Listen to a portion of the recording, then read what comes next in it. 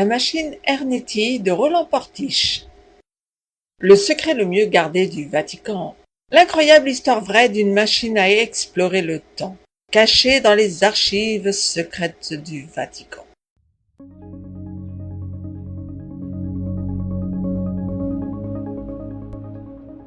Mars 1938. Le physicien italien Ettore Majorana disparaît au large de la Sicile. Avec lui disparaît le projet secret sur lequel il travaillait depuis des années. Automne 1955. On retrouve par miracle les notes du physicien disparu.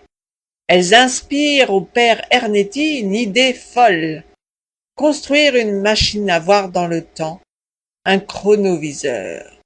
Sur ordre de Pie XII, le prêtre plonge 2000 ans en arrière et l'objectif est simple, prouver l'existence du Christ.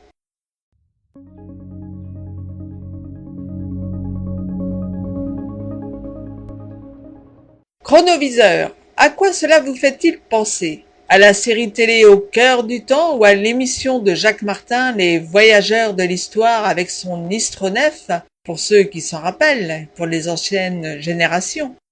Et vous vous dites que tout cela n'existe pas, et pourtant, imaginez que deux prêtres, le père Leonardo qui a enregistré accidentellement sa voix provenant du passé en créant un magnétophone à fil électrique, et son adepte, le père Ernetti, qui va continuer ses travaux, vont créer une machine à voir le passé.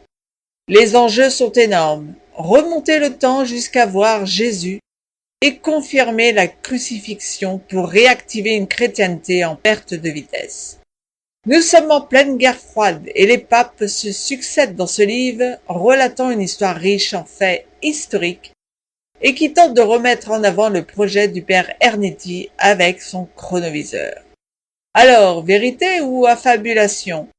Cette histoire a-t-elle existé ou bien n'est-ce en définitive que le projet d'un homme qui a voulu tenter quelque chose et qui a construit un mythe sur ses expériences?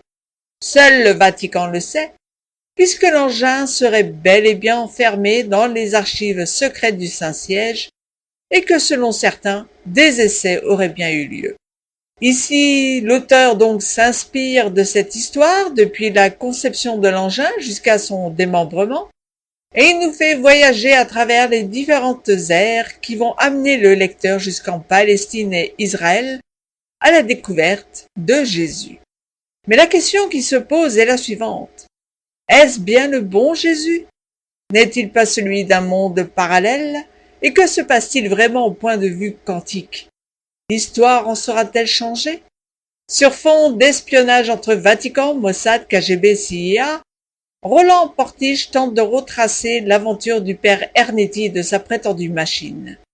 Bien sûr, comme il lui manque de la matière, il tente de combler celle-ci et parfois cela tient plus du film de série Z ou du documentaire que de véritables thrillers historiques.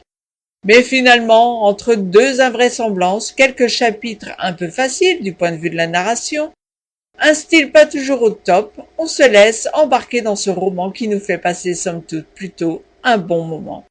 Ce n'est donc pas le roman du siècle, mais la thématique et les personnages sympathiques font qu'on ne s'ennuie pas une seule seconde. C'est un livre donc à feuilleter sur la plage ou durant les longues soirées d'hiver.